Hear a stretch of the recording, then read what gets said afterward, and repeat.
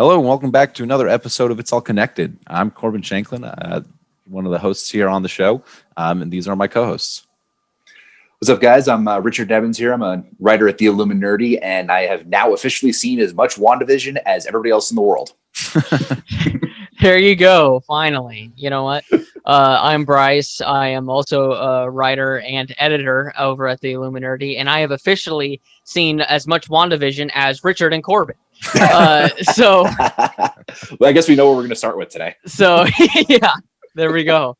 Let's head straight on into it. WandaVision. Yeah, for sure. I thought episode 3 was definitely my favorite yet. There's a lot of really cool stuff in this, and let's get some quick. There's something I want to mention that's maybe a little bit spoilery, so let's save that. Yeah, spoilers, by the way. Generally, spoiler-free throughout the show. Spoiler-free thoughts sure, on the just general, first reaction. What did y'all think of episode 3? And I loved it. I mean, the 70s stuff was awesome.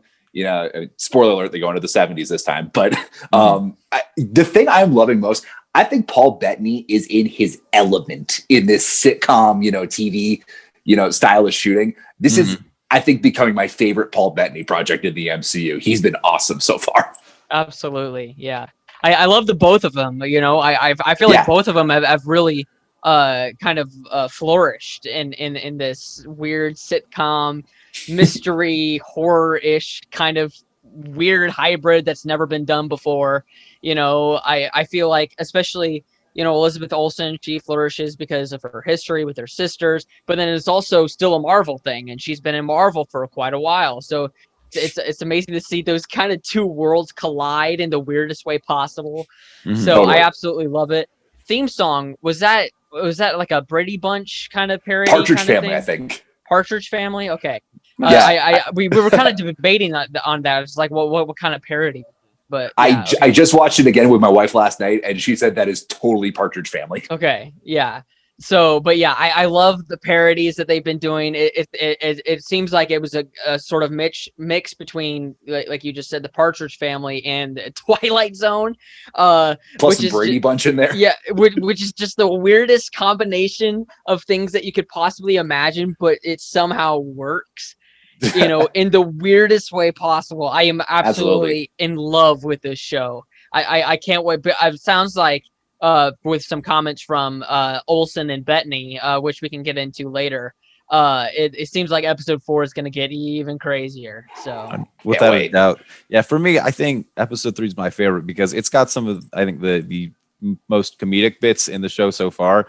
Herb cutting like into the cement right beside the wall, the bush. Yeah, right into the wall. That was hilarious. That was great. And then, and the entire interaction with Geraldine, and Wanda when she's pregnant. She's trying to hide it with like the fruit bowl and stuff. It was I love how neither Geraldine or the doctor even questioned the fact that Wanda just got pregnant and had a kid in like 24 hours. like whenever they were trying to hide it throughout the entire episode, and then whenever it happens, like there was just like no questions asked. Like literally Vision picks him up and runs away with him with his super speed, and then it was just and then whenever they deliver the kids, it was just like afterwards there was like no question. It was just like everything was normal. Well, if I may, the whole Vision thing was like, hypothetically speaking, what would you say the size fruit would be after 12 hours? Yeah. Well, if I may, great. You're saying there's no questions asked. I think the reason for that is because Wanda is not going to let any questions be asked. With one of my favorite scenes was definitely when Vision comes up and he's like, but it's something more than that, isn't it? I think something's wrong here, Wanda. Yeah. And then she just rewinds him again. Like, I remember the first time I watched that, I thought it was a legit glitch in the show. It was really cool. It was just like, oh wait, what happened? Like, because my internet likes to be stupid sometimes, as you can probably recall from the beginning of this show. But so just like, oh well, our internet's just being stupid. But then it's just like, oh no, wait, this is completely different. Really It's really cool to see what they were doing. And then like the weird, things got real weird at the end. Really tense with the. Do you want to go to a real spoiler alert right now? Yeah. if you haven't I watched think we're ready. depart. This is your, obviously go watch the show. It's WandaVision. You should be watching it at 3 in the morning on the East Coast. Wherever it drops. Yeah, the rest we're of the recording world. this on Sunday, but this actually comes out on Tuesday. So if you haven't seen WandaVision yet, then you probably should get to that. Can I just say, I'm so lucky I'm on the West Coast and it's midnight and it isn't horrible. You really are, man. Yeah, I'm pretty lucky there. But yeah. But anyway, the spoilers coming. I mean, Wanda and Geraldine / Monica Rambeau mentioning Pietro and Ultron. Yeah. Holy hell. Yeah. Oh man, just the look on Wanda's face whenever that happened. That was terrifying. Kill. Yeah. It was crazy. And then whenever Vision comes back after that weird interaction with the doctor and Herb and Agnes. Mm-hmm. Yeah, and it was just like, and she's like, she had to leave early or something like that. It was just she had like, to rush home. Like what did she do? And what a cold way to end the episode too, because she throws her out, and it's the scene from the trailer. We don't get any more context than her just getting ejected and then roll credits. I was like, dang it. I wanted to know that has got to be the real world right there. Yeah. Where she gets started into. Absolutely, yes. And do you think that's the FBI?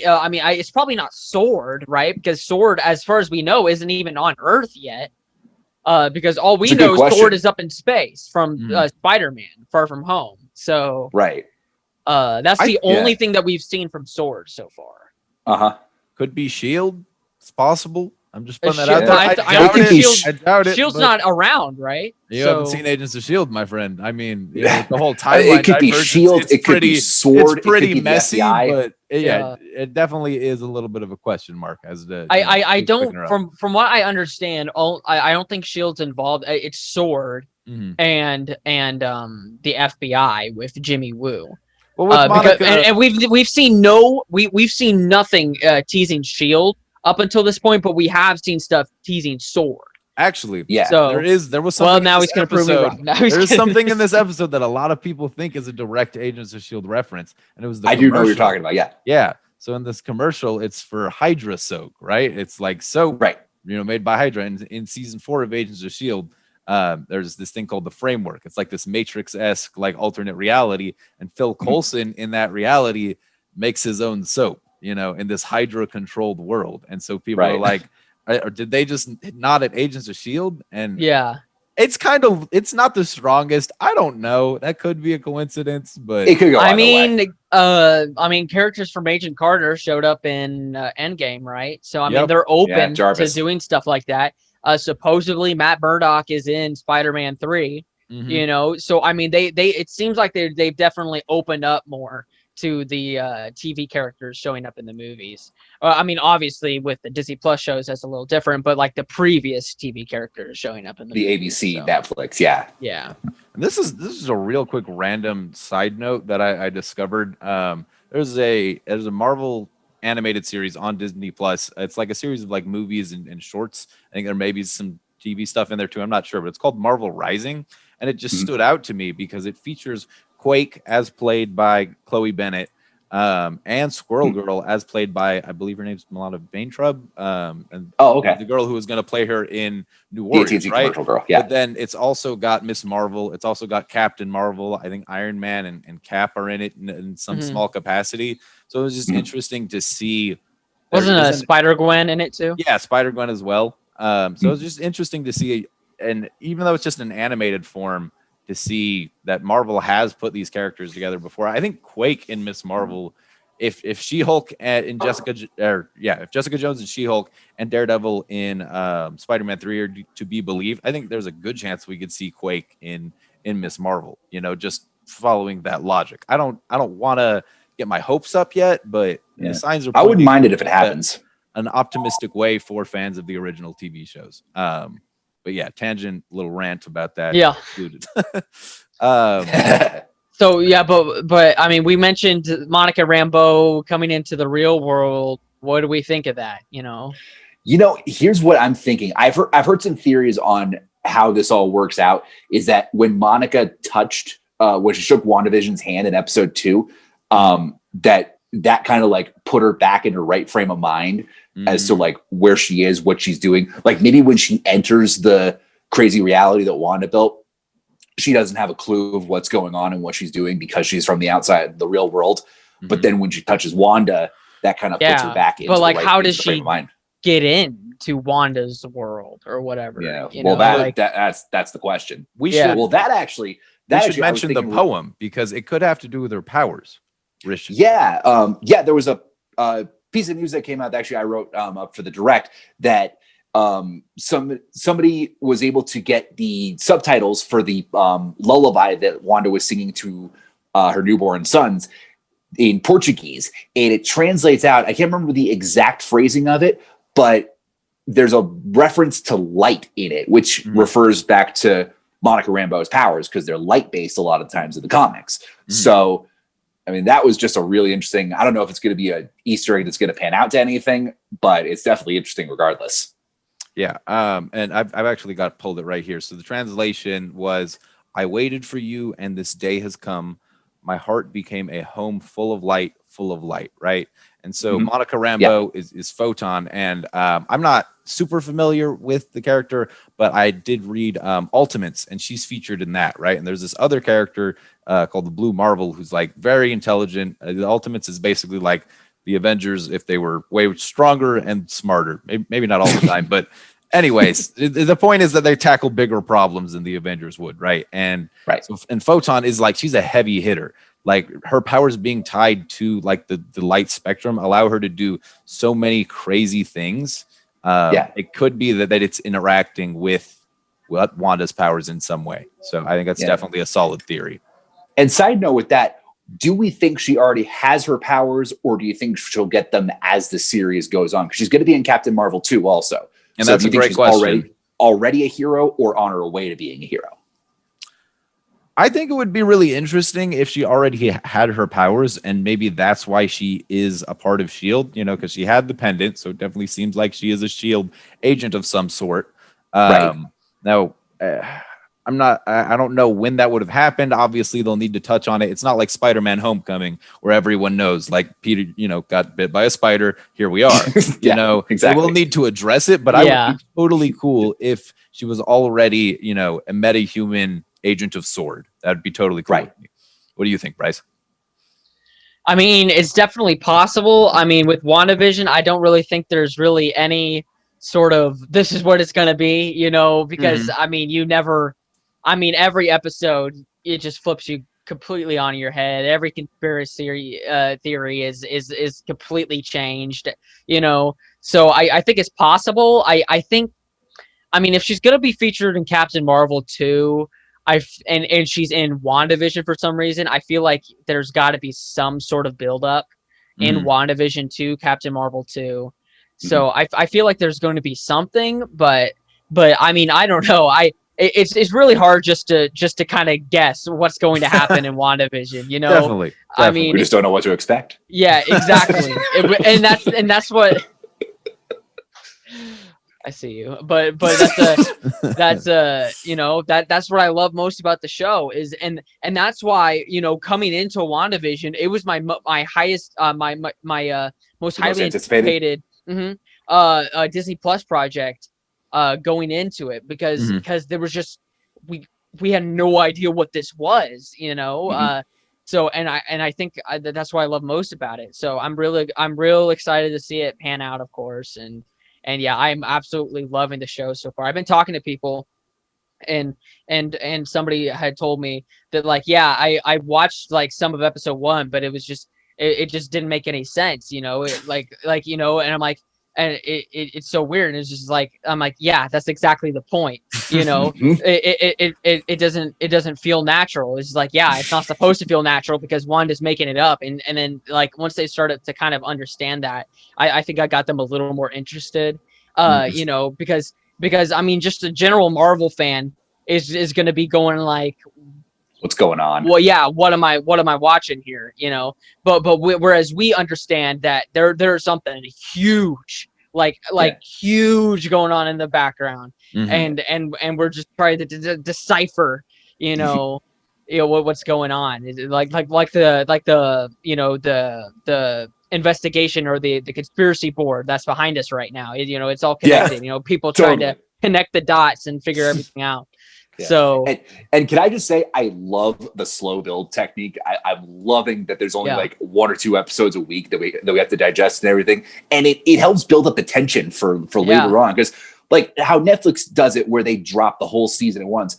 It feels like you have to binge about 6 to 12 hours of TV in one night, and then you don't get all the details and everything. With this, you only had an hour to digest last week, half an hour this week, and I'm already loving this formula. Yeah. Mm-hmm. Yeah, no, without a doubt. I mean, for me, the last Marvel project I watched before WandaVision was Hellstrom, and Hellstrom actually, even though it came out on Hulu, unlike Runaways, it followed the Netflix model where they just dropped the whole season in one day. And while I really enjoyed Hellstrom, I'm definitely liking the way that WandaVision brings us our content on a weekly basis a lot more. It allows, one of the great things about the show is how many Easter eggs there are, right? It's absolutely just riddled with them. Totally. And so since every week, we're all just trying to figure out what's going to happen next week, online, the fandom just dissects the hell out of it. And we learn so much crazy stuff, like something that lends credence to Mephisto, which we talked about last week, potentially being in the show, that I found out. Was so she gives birth obviously to the twins, right? Tommy and Billy. Yeah. So Speed and Wiccan, they grow up to become the Young Avengers. And I did not know that in the source material, in the comic books, they're actually magical constructs created by Wanda, and she basically gives them souls by siphoning off some of Mephisto's life essence. And that is how they come into play. Yeah. Which is interesting, because that is the long-standing theory of exactly what's going on right now.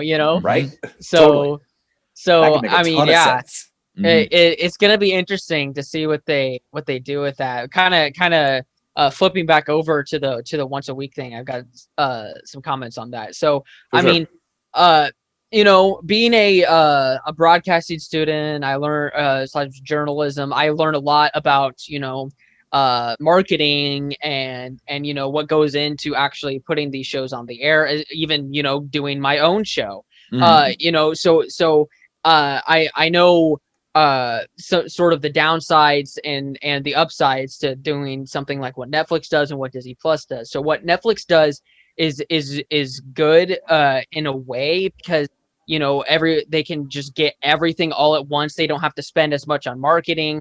They just have it for that one week, and then it's done. That the show's out, and if they're gonna watch it, they're gonna watch it. If they're not, then they won't. So it kind of saves some costs marketing wise. Whereas with what Disney Plus is doing, you have to kind of advertise the show throughout its whole run, but you also have people talking about it for, in WandaVision's case, 8 weeks throughout the year instead of 1. So the people kind of do the marketing for you in a way. So Disney still doesn't really have to fully market WandaVision throughout the entire series run, because the fans are going to be doing that for them. I mean, you just saw, like, whenever the episode came out on Friday, Geraldine was trending on Twitter, and like a character that just appeared and technically isn't even real, because she's Monica Rambeau, and then even in a completely different effect, Age of Ultron was also trending on Twitter. So they're also advertising their movie that's been out since 2015. That's the beauty of the Marvel model, man. Yeah. So I mean, Age of Ultron is trending on Twitter because of the huge connection that it had to this episode. So then people are going to go back and watch Age of Ultron now, to kind of refresh their brains. 2 things about that. I love the fact that Age of Ultron is trending again. The fact that this show brought that movie to the forefront is just awesome. And like you were saying, Bryce, I think it's the difference for Disney doing it this model from having 6 to 10 weeks of big time promoting and everything, rather than 52. I mean, there's only 6 Disney Plus shows coming out this year. I say only, like we've had Disney Plus shows for the MCU before, But we get, if they dropped it all at once, we'd get 6, 7, 8 weeks out of it. Now with this, we get something nearly every week of 2021. Right. So, I mean, Disney knows what they're doing. Absolutely. I definitely have a few more thoughts on WandaVision. So I just want to make this quick segue. I was going to save it for later, but this seems like a perfect opportunity to talk about it.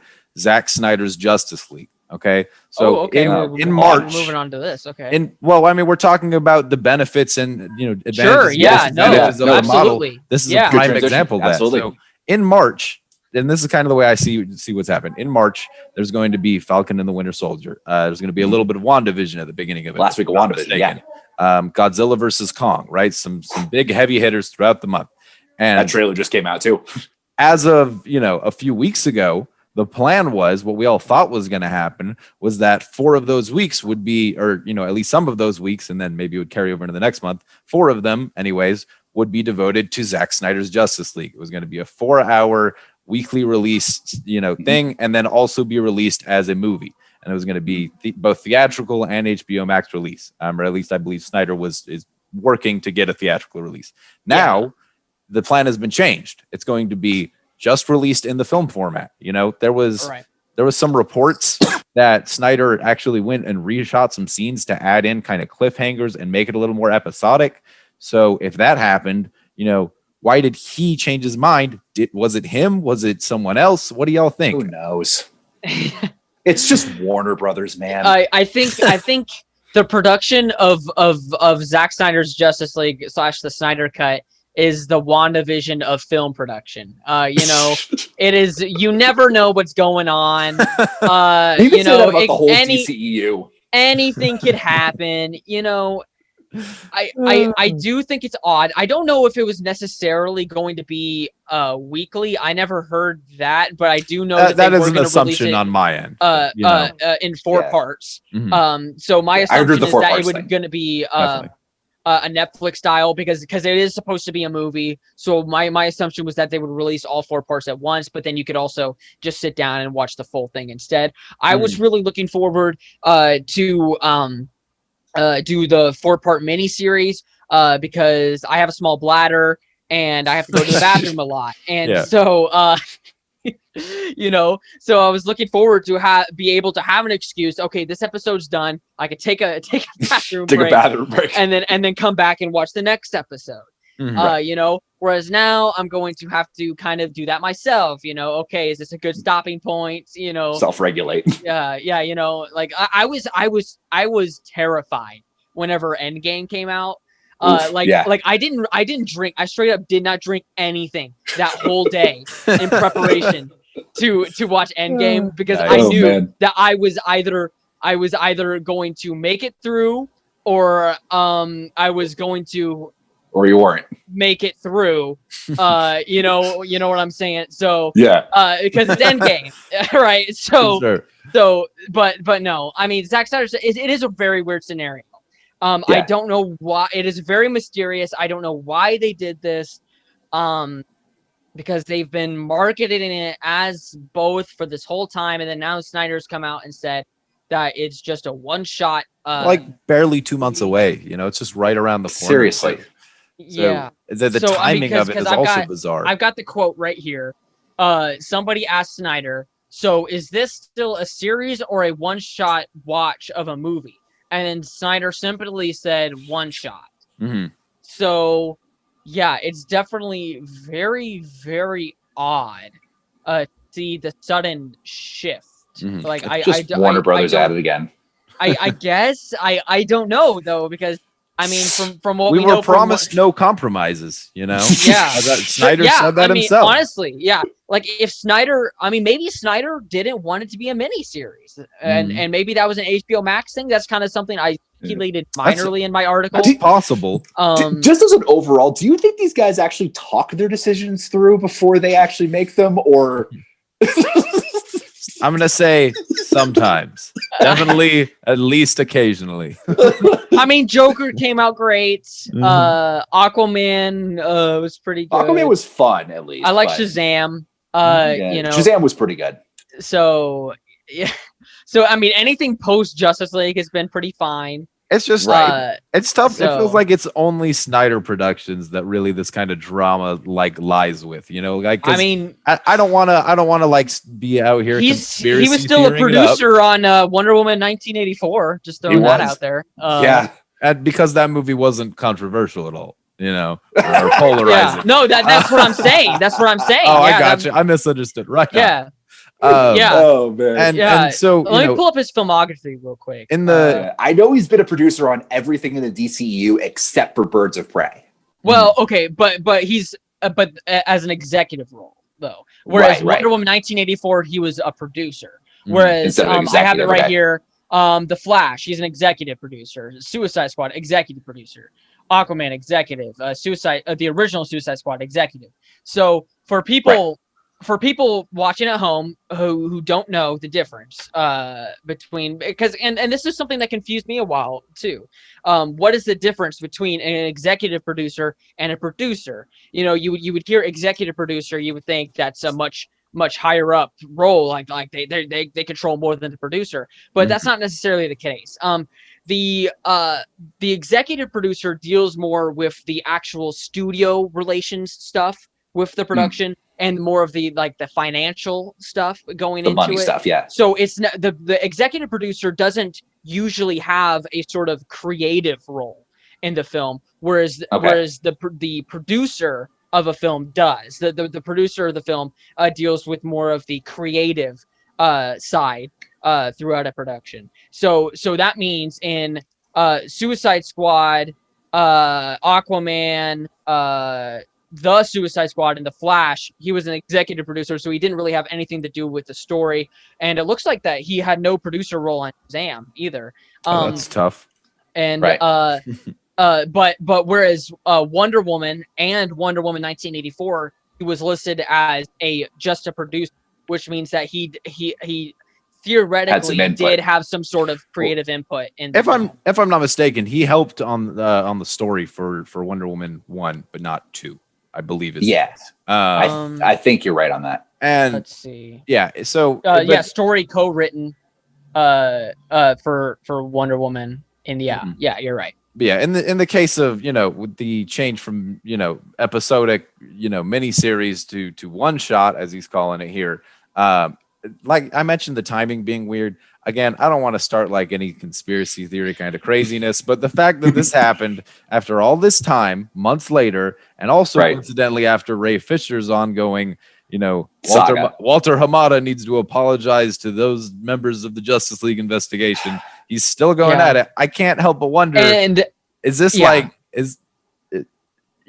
know what I'm saying. Like I said, like we've said time and time again, we are not saying that the drama throughout Justice League didn't happen. We're not saying that Walter Hamada didn't interfere with the investigation. I honestly believe, I'm not going to speak for the both of you, but I believe both of those things happened. But the way that Ray Fisher has handled this situation is just not helping his cause at all.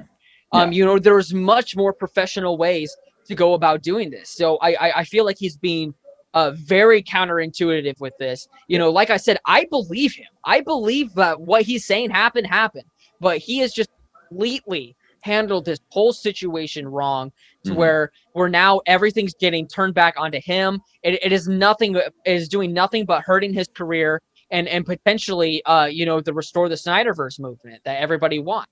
You know, because for that to happen, you know, Ray Fisher really needs to be involved, and it really does not look like DC wants anything to do with him anymore. So I remember the first story about Ray Fisher and all this breaking was on like July 1st of last year. It's been 6 months since that happened, and it is still a topic. Yeah. You know, and he's fighting fire with fire, you know, like to fight the unprofessionality, he is being unprofessional. You know, right? So you know, it's just like I feel like it's almost there's like better ways to go about it. Yeah, I don't know if he like feels like it's like a giving them their own medicine kind of thing, but that's just not you can't. That's just not going to work. You know, that's not a professional way to go about it. And so I feel like I think at this point it feels less about like making things right and more just kind of about getting back at them. Yeah, honestly, yeah. I mean, because I mean, there's nothing really more to be done in this situation, but yet there's still there. It just keeps going on and on and on and on. It's just Exactly. Guy, like, you know, I mean, we get it. Like, this sucks, you know, but like, yeah, it's definitely a weird situation. I think the way I would put it is that Ray Fisher is beating a dead horse. Let's not follow in his footsteps. Very much so. That horse is so dead. Y'all want to talk about Scarlet Witch and or Elizabeth Olsen and her comments about Spider-Man 3? That's kind of exciting. We pivot back to WandaVision. Yeah. So I guess I'll take it. Yeah. So obviously she mentioned that basically everybody's going to be in Spider-Man 3 at this point. I mean, we've got probably over a dozen people that have been rumored for this movie. And she said, I can't remember the exact quote, but I think it was that, you know, there's a chance that she might show up, which I think could make some sense because Doctor Strange is confirmed to be in it. He's going to be playing at least somewhat of a role. And it seems like there's this trio of movies that are going to, TV shows that are going to connect to each other. WandaVision will lead up into Spider-Man 3 a little bit. So it wouldn't shock me if Wanda shows up there. And then that movie will lead into Doctor Strange and the Multiverse of Madness. So these three could be kind of like their own little trio of a story. But I doubt she's going to have any kind of major role in it because there are so many characters in this movie. But it'd be cool to see her show up for a second. So I just realized something that we kind of forgot to put on our little schedule before we started. But Morbius got delayed to 2022. Yes. So how is that going to affect Spider-Man 3? Because I mean, the longstanding theory is that you know it's going to probably lead into Spider-Man 3. You know, with Michael Keaton being in the movie. You know. But now Morbius is going to come afterwards. So I mean, it's I don't know. Because so far Spider-Man has not been delayed. Yeah, I don't know how open you guys are to the spunk and the MCU being like interconnected. I am very much on the wait and see train with that because not nearly as bad as Warner Brothers, but I'm not exactly trusting Sony to make a lot of the right, decisions with it. I mean, but they've had one movie, so it's kind of hard to judge. Fair enough. I mean, it was a very successful movie, but not necessarily critically. I enjoyed Venom, but so I mean, Venom was a huge success in the box office, so it makes sense for them to want to connect it to Spider-Man to continue on with that success. But yeah, it's going to be interesting to see how they handle connecting things because I do believe that's what they're going towards. I don't doubt Michael Keaton being in Morbius, so it's going to be interesting to see how they handle that now that Morbius takes place after or is going to be coming out after Spider-Man because obviously Morbius was supposed to come out last year. And I believe Venom also was supposed to come out last year. So yeah, exactly. So it's going to be weird to see because obviously these movies were supposed to be out for a while now. So it's going to be it's going to be interesting to see how they handle that. I think I've tried to be optimistic about movie theaters reopening and big blockbusters, especially the Marvel vein, keeping their release dates. I think everything's getting shifted. I don't think we're getting Black Widow in March. I imagine in May. Yeah, in May. That you're right. I expect the whole slate to get shifted. I expect Venom 2 is probably going to get shifted. My guess now would be probably October, November is when we're going to see the first big releases, with the exception of Warner Brothers Films, thanks to their HBO Max deal. As much as I hate to say it, I think Morbius is an omen of things to come. I hope I'm wrong, but that's just what my gut's telling me. I hope so too. Yeah.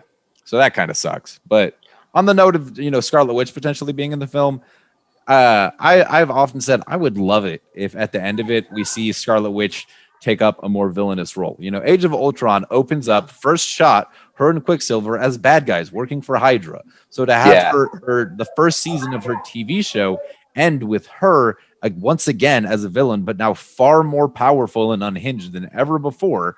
And to see that kind of plot line carry over into Doctor Strange 2 and Spider-Man 3, that'd be sweet. What if she is the villain in Doctor Strange? I think that'd be phenomenal. Like the main villain. I think it's going to go one of two ways. Either that or she'll get like right to the brink of going full villain before Doctor Strange kind of reels her back in and fixes it. I don't know what route they're going, but I can't wait to find out. You know, it would be hilarious if like we're thinking about like Galactus or Doctor Doom or whatever for the next like MCU bad, but what if it's Wanda? Oh my Like, god, dude, that right? would be epic. Like, oh Yeah, man, not Galactus, not Doctor Doom, not Kang the Conqueror, and, Yeah. and it's freaking Wanda. yeah, I mean, that'd she be has been cool. teased as one of, if not the most powerful Avengers right now. Yeah, and they have a tease that Kang is coming as well. So obviously absolutely. that is going to be a major factor. But what if like Wanda is like almost like right up there as like one of the main bads of Phase 4? That'd be awesome. There's a chance. I think for me, it comes down to what's going on with Vision. I think if the show ends and Vision's back and he's alive and they can, their love can kind of keep her going, she'll be all right. If not, no, things are going off the rails. And plus, we got to see what happens with the whole Quicksilver thing. Yes. If Evan Peters is actually playing Quicksilver or not. There is. Oh, yeah. So we definitely got to talk about that. But real quick, we're going to take what I'm going to call a non-commercial break brought to you by Zoom. It's a commercial break for us, but not for the viewers. Thank you, Zoom. And we'll be right back with you guys. Welcome back from our commercial non-break. Missed you guys. I hope you missed us. At least we don't actually have commercials. Yes. Well, they didn't miss us because for them we were never gone. So yes, that is correct. Yeah. Yeah. We were talking about Sony and WandaVision and stuff. And there's a new rumor going around that a fourth Spider-Man film in the MCU is in development, starring Tom Holland and everybody. We knew that we were going to see Spider-Man in at least one more film after Spider-Man 3, Homecoming 3, as they call it over Marvel Studios. But we still don't know, because this is just a rumor, whether or not we would see another solo film. So to me, that's pretty exciting news, albeit not surprising. I kind of always assumed, especially with Morbius, it appears that they're going to mesh the universes, that the partnership between Sony Pictures and Marvel Studios is fruitful, that we would get more Spidey. So what do you guys think about that? Well, I mean, Spider-Man for me has always been my favorite hero. Like, I don't know if I mentioned this before. The first movie I ever remember seeing in theaters, I was about 11 years old, was the original Tobey Maguire Spider-Man film in 2002. Nice. And so I've always loved the character since then. I think Tom Holland has absolutely nailed MCU Spidey. He's my favorite iteration of the character. Definitely. And I'm always down for more MCU Spideys. So we'll have to see where number 3 goes. But yeah. So Captain America came out in 2011. Mm-hmm. Right? Okay. Yeah. So I was trying to decide what was my first, Captain America or the Amazing Spider-Man, because that would have been so funny. That would be great. But yeah, Amazing Spider-Man is probably like the second comic book movie I saw in the theater. All right. But yeah. So yeah, I was looking at it up to see how funny would it be if my first if both of our first movies were Spider-Man movies. Yeah. But my first was Captain America, but the Amazing Spider-Man was like right after that, 2012. I remember seeing that in the theater, and I called it Spider-Man 4, because I wanted it to be Spider-Man 4 so bad. But I loved seeing the Amazing Spider-Man in the theater, and my dad didn't like it as much. But I think it's probably because he's still wanted the Tobey Maguire series to continue. Maybe I don't know. Yeah. And then I went to see The Amazing Spider-Man 2, and I was one of the few people to actually, enjoy that movie. Obviously, it's not good, but it's like it's a guilty pleasure, Yeah. It's for me, it's There's like guilty Green pleasure Lantern. movies, yeah. Yeah, for me, it's like Green Lantern, Amazing Spider-Man 2, and Suicide Squad. So fair enough. Yeah. So we all have those. Yeah. I've got Punisher, Warzone, both the Ghost Rider movies. Ben Affleck's Daredevil. Like I'd be lying if I said I didn't get a kick out of those. We've all got stuff like that. Totally. Yeah. So in some other Spider-Man Sony universe kind of news, Richard had something exciting recently. Why don't you tell the fans about that? Yeah. So there's another exclusive that we had here at the Illuminerdi, that Sony is making a Dusk movie for the Spider-Man universe of Marvel characters.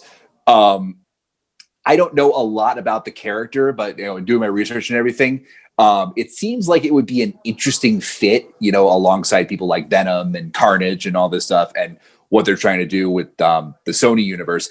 And I think the thing for me with the Sony universe is that they need more actual heroes in that universe, and I think Dusk could kind of fill that role. if that's the route that they're going. Mm-hmm. Yeah, for sure. It's not a character that I know really anything about, so it was a bit of a surprise to see that's in development. But Sony only has access to characters from the Spider-Man universe. They obviously want to make use of that IP, make use of those rights, and milk the franchise for all they can. Yeah. So I will do some research on him and hopefully talk about that on a future episode if I am, if I think this is a good idea to make it or not. But we'll get to that when we get to that. Bryce, you have any thoughts on Dusk, buddy? Yeah, I think it's kind of weird. If they were going to pick a different hero, I would have assumed that they would have picked Silk. Mm-hmm. So it's kind of interesting. I've never even heard of Dusk before. I've heard of Silk. So they're doing a Spider-Woman. A Silk TV show, I believe. Is that what that is? I think they're doing something with Silk, and I think it's the same for Spider-Woman too. They were doing its TV show. I don't know. I always just assumed, like, movie-wise, you would for other heroes besides Spider-Man, you would do either Silk or Spider-Woman. Mm-hmm. Right.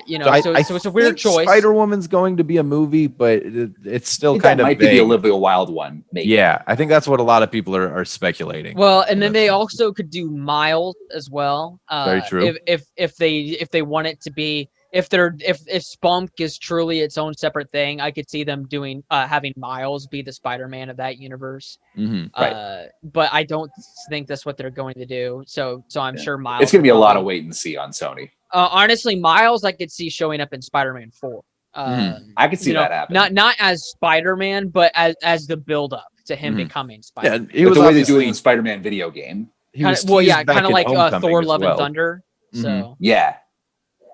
So yeah, I think Miles would be dope. Something that I'm really excited to talk about is everyone's, and if it's not, you're wrong, everyone's favorite villain from the MCU. There's a bit of Thanos news, but stay tuned. Before we get to that, we're going to talk about some Arrowverse news. Bryce is our foremost captain on the Arrowverse front here. Yep. So let's get into that, bud. All right, let's get into it. Okay, so Batwoman came out. Okay, season 2. The ratings were pretty abysmal, to say the least. However, that being said, I absolutely loved the first episode that they did with. I completely butchered this on my show. The actress name? Javicia Leslie, I think. And then I couldn't remember her last name either, so I just go Leviz. I don't know. Javicia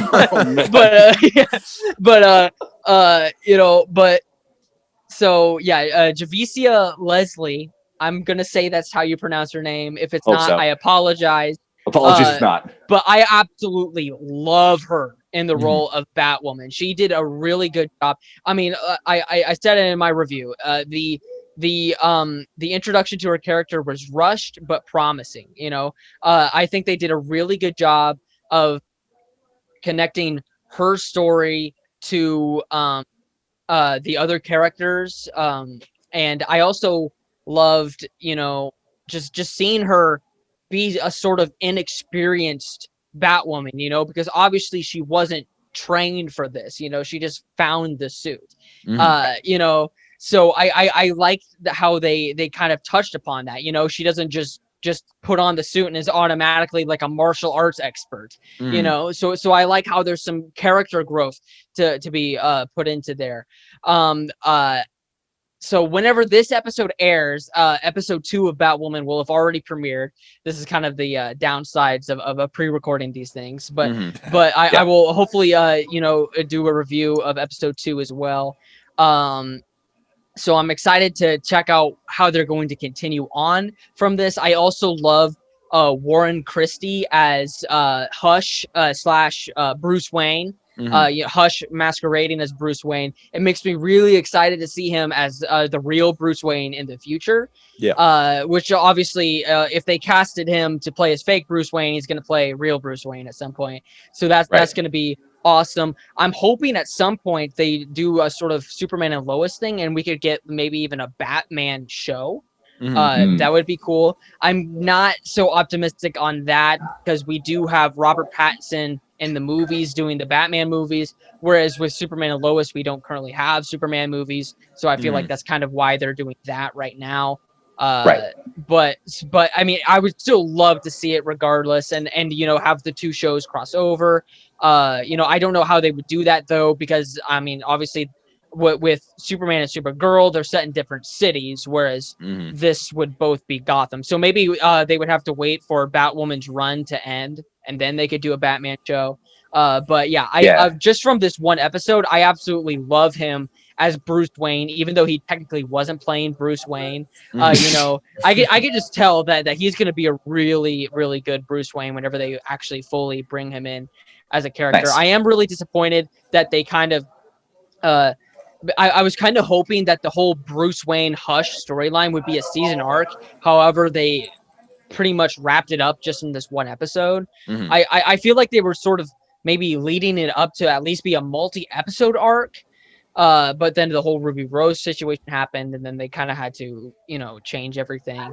But overall, I hated Batwoman season 1. It just wasn't for me.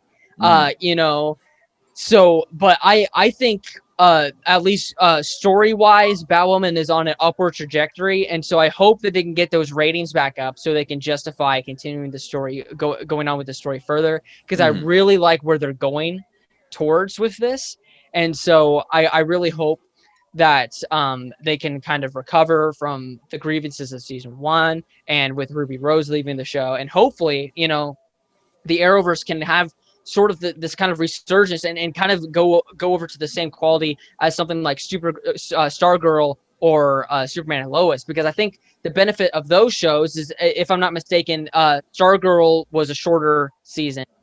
Did it have? I believe it was 13 episodes. Yeah, so was Superman and Lois, and I love that because the Arrowverse's biggest problem is that their seasons are too long. Like they're normal TV shows. They only need around 13 episodes to really tell the story, because then we get into this filler territory, and that's where the shows really start to decline. Whereas with something like Stargirl and Superman and Lois, they're able to actually, take their plot and just do the plot, and they don't have to worry about doing filler episodes and stuff like that. And I think that's where the shows really start to shine. And so where you get a similar quality of something like Doom Patrol or the Netflix shows for Marvel, So I'm definitely looking forward to seeing more Stargirl in the same quality, because I don't know if the viewers at home know this. We were talking about this earlier, but HBO Max has actually started to help finance some of the shows on the CW, like Stargirl and Superman and Lois. So now we're probably going to see that Stargirl is probably going to be there's probably not going to be really any sort of decline in quality from what it was on DC Universe, because it's still going to be same people, same budget, same, So I think people who were worried, I know Corbin, you were worried about this, how its shift over to the CW would completely ruin the show. I don't really think that's going to be the case, because it's going to be the same people on board. They're going to have the same budget, and so I think honestly, you stop watching Stargirl. I think I would encourage you to finish and to watch season 2. And we got the trailer for Superman and Lois. Yes. And that's another big topic. Segue. The trailer for Superman and Lois came out, and it is abundantly clear that the budget on this show is nothing. Like, it is a well above and beyond the likes of Supergirl, The Flash, and Legends, So, which is a huge problem, especially for Supergirl with the special effects. Huge problem with Supergirl, and it's the reason why, the most interesting part of that show, arguably, in my opinion, Martian Manhunter. He's one of my favorite DC characters, and he gets completely underutilized in that show because they can't afford it, and so I'm hoping, honestly, Supergirl's on its way out. So I'm hoping that they can kind of bring in Martian Manhunter, maybe make him a series regular over on Superman. And so they can kind of bring him to his full potential, or give him his own show. I would absolutely love to see a Martian Manhunter show is set in the same universe, So I'm definitely excited to see the change in quality with the Arrowverse shows.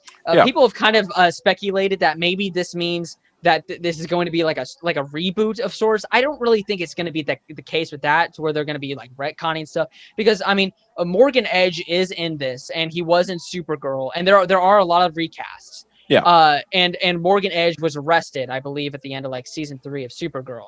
And so people are like, oh, they're retconning. It's like, I don't think necessarily the case. You know, he can, get out of jail at some point. Just because somebody goes to jail doesn't mean they go to jail for forever. And surely they can explain, like, I don't think they're going to completely retcon Supergirl, but if they do, there's a simple explanation, and that's a little something called Crisis on Infinite Earths. Whenever the universes melded together, Earth 1, Earth 38, and Earth Black Lightning, changes are bound to happen. Definitely. So I feel like for them to do what they want to do with Superman and Lois and kind of retcon Supergirl, I don't necessarily think that means that it's going to be a reboot, and they're just going to completely disregard that Supergirl happened. I've been seeing that. I really don't think that they're going to do that. If they were going to do that, they would have casted somebody else as Superman, in my opinion. Yeah. But Crisis definitely changed a lot, especially with the Superman characters, because in Crisis on Infinite Earths, John Kent was an infant child, and now he has 2 kids, and John Kent seems to be like a 16-year-old. So although I've seen in like some like character descriptions that both John and Jordan were supposed to be 13. If you watch the trailer, no, they're not. Maybe I think Jordan. I think the person who plays Jordan could maybe just barely pass the 13-year-old. But John Kent, if I'm getting them right, John Kent does not. He's not like I think he's my age, the actor. Dang. The actor if they have him John playing Kent. a 13-year-old, that's whack. Yeah. So although in Black Lightning, I believe Painkiller is supposed to be born in 2001. And he is obviously like a 30-year-old man. Like he's like closer to my age. Like he is oh my gosh. Like I don't know what happened there. But I was doing some research on Painkiller because that they're supposed to be doing a backdoor pilot on that.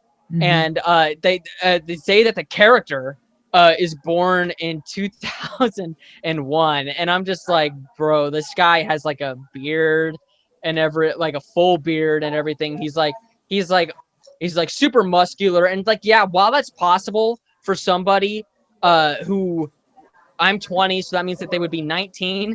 While it's possible, it's not probable, right. So yeah, that's definitely a weird. I'm trying to look up the actor here, see if I can find him on Yep. While you look that up, I think he was born in 1990. So he's literally he's 30 years old. So he's playing like a 19-year-old. So it's like Grease level of stuff right there. So it's just but that's definitely weird. So now I saw that on the Arrowverse wiki, so they're very well, I guess it could be wrong, but I don't think it would be. People seem to be pretty up on that.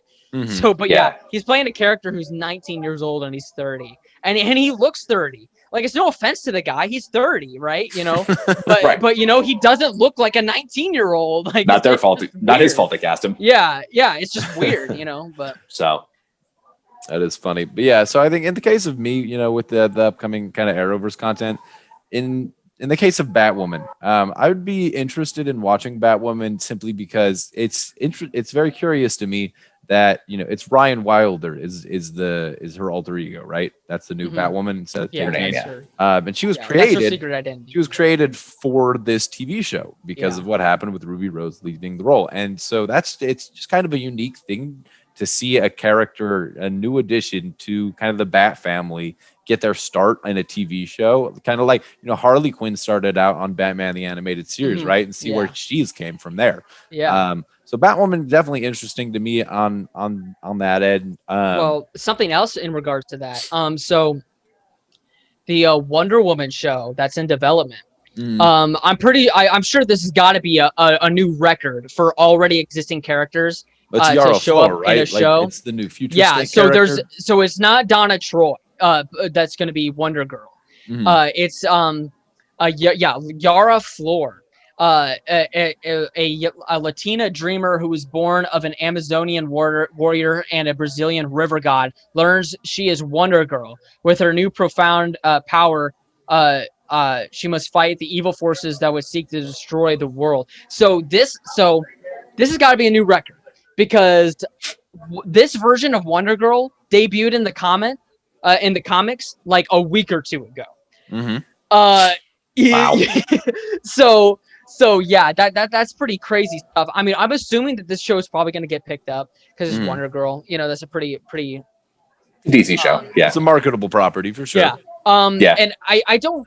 It's kind of weird though to see that they're not doing Donna Troy. I mean, this is basically like a completely brand new character, kind of like Ryan Wilder. So it's going to be interesting to see what they do with that. I'm wondering if it's because of Donna Troy being in Titans, maybe that's why. I mean, we have been hearing rumors, by the way. I haven't heard this from sources from myself, so don't take this as a confirmation for me, but we have been hearing rumors here recently that they're going to be combining the DCEU, the Arrowverse, and the Titans verse in some way, shape, or form. All right. And this is supposed to be because of the Flash movie. Yeah. Oh Lord. I mean, Flashpoint will open up a lot of doors. So if any storyline could make that a possibility, it would definitely be this one. Whether or not that happens, we'll have to wait and see. I don't know. Which is so if weird I buy though, it because we've already gotten a shift like this in Crisis. Whenever Yeah, for sure. whenever they combined Arrow, Flash, Legends, and Batwoman, they combined that with Supergirl, and then they also combined that with Black Lightning, who Supergirl and Black Lightning previously weren't in that main universe. Well, I think what's kind of cool about Crisis, and the reason that you do that they would potentially do a similar thing in Flashpoint, is like we saw Ezra Miller meet with Grant Gustin's Flash, right? And that connected DCU to this big multiverse concept that brought together, like you said, Titans, Swamp Thing, Michael Keaton's Batman universe, like all of this. Well, yeah, and there's also been rumors. Sorry to interrupt, but there's been rumors of Grant Gustin showing up in the Flash movie. Exactly. So I think with Flashpoint, it would be so cool if there was a scene where it shows Ezra Miller basically the beginning of that journey, shows how he gets there, and so we see Crisis on Infinite Earth in Flashpoint. They are basically like not the same story, but there'd be some crossover there. That'd be really cool. I think that's definitely possible. Although he does directly mention, I got to tell Victor about this. Victor, you can mention Victor. He can be off screen. It's okay. Maybe, but oh man, but yeah, but then also the weird thing is that the the Arrowverse also did have their own version of Flashpoint. Right. Oh, so yeah. It's going to be a Flashpoint.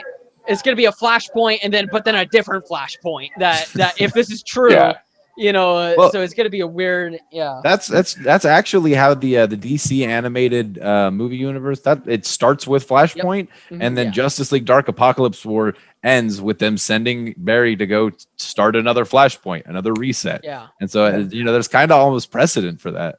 Yeah. Yeah, and then so I actually have to run, guys. Unfortunately, I got my real job calling me. No worries. Okay. No worries. So yeah, but thank you for hanging out with us, man. Yeah, no, of course. Can't wait to see you guys next week, and we'll talk more WandaVision. I'll see you guys then. You guys have fun without me. Right on. All right. Have a good one, man. All right, we'll see you guys soon. Peace out.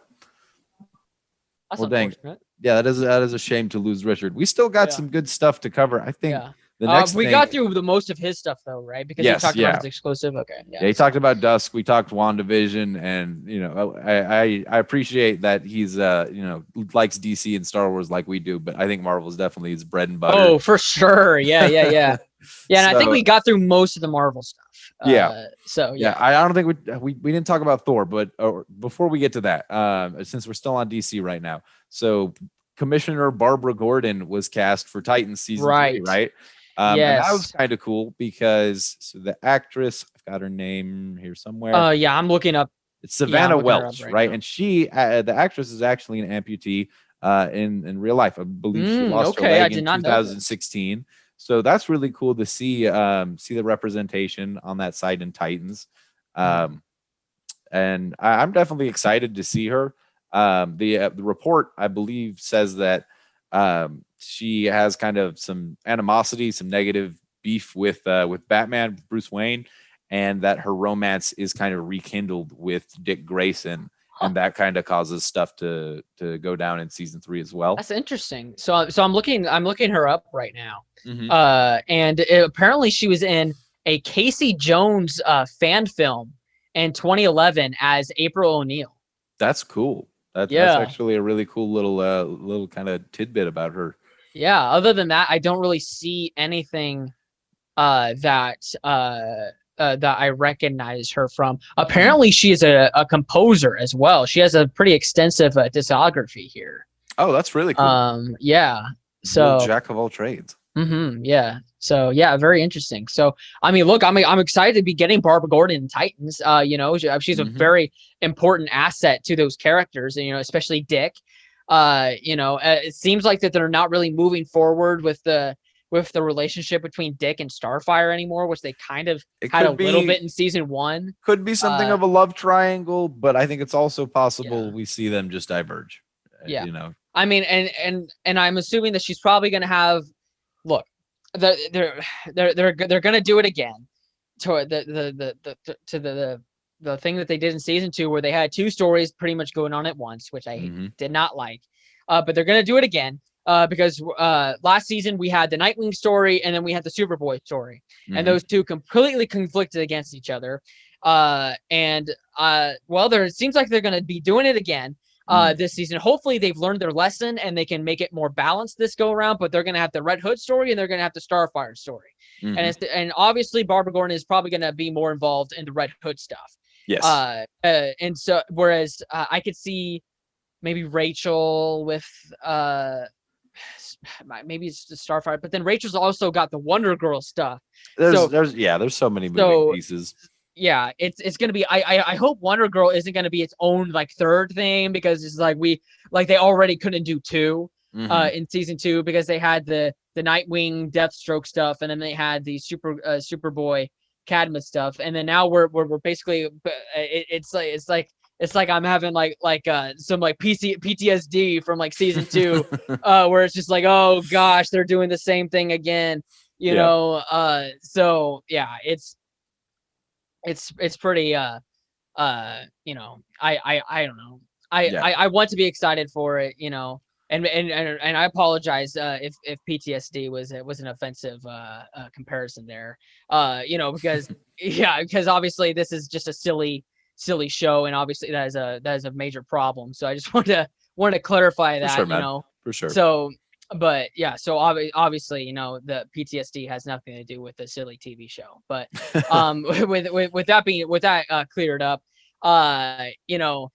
it's I hope that season 3 can be better than season 2, because I definitely was not a fan. And I absolutely love these characters, and so I want to see the show do well. And it seems like HBO Max is pretty confident in the show, because they have already renewed it for season 4, and season 3 doesn't even look like it's even close to coming out yet. I'm pretty sure they're still filming. So I'm excited to see what they do. I'm obviously still gonna watch it, but it's just I'm going to be very cautiously optimistic about this. Yeah, another thing that I should mention about Gordon in the show is it sounds like she will be in a wheelchair, right? And so that obviously lends credence to the rumors. Because the actress is, so so yeah, that definitely lends credence to the rumor, and more just strong possibility that Joker will actually be featured in something of a more serious role in season 3. They're doing Red Hood. Cool. You obviously have the backstory with Oracle, in the Killing Joke, he shoots her and she's paralyzed. That's what leads to her being wheelchair bound. And so I would like to see him more. And I'm excited for it, if for no other reason than I've always, for years now, I've wanted a Red Hood live action feature. So as long as they get Red Hood right, as long as that arc is solid, if the rest of it is just garbage, it's tough, but I'll be happy. This will be a success for me. Sure. So yeah, I'm definitely excited for Titan season 3. I'm looking forward to it. I will be pumped like the whenever we get our first trailer, whenever we get a release date, I will be like jumping up and down excited. Right. But it's just, we got kind of burned last season, so last season wasn't really that great. And season 1 was kind of mediocre as well. Yeah. So I'm a huge fan of the show. I'm absolutely looking forward to it. It's just I hope they improve on some of the mistakes from the previous seasons. Definitely. Yeah, and just last kind of thing I have on DC is in the note of the Superman and Lois trailer. I definitely am more interested in that than other CW shows I've watched in the past. You mentioned I do definitely have some prejudice towards CW productions, and you know what? I honestly kind of feel bad, not finishing Stargirl. You called me out. You're right. I was enjoying the show, and then there was a decision that ultimately will be very unimpactful. It's just a network switch. It's not a budget or creative team or casting. Kind of rehaul, and there. It was already all airing on the CW regardless. So I think I would like to go back and watch it, and then I think you should. A lot of people kind of know me as the Black Adam guy from the team. I've had a lot of stories about that, and I love that kind of world, the Shazam world, the Justice Society in particular, Justice Society of America, and obviously that is featured heavily on Stargirl. And I was enjoying it, so I'll definitely get back to it. You should finish it, and I think you should give season 2 a shot too, because I think it will be pretty much the same kind of quality as season 1.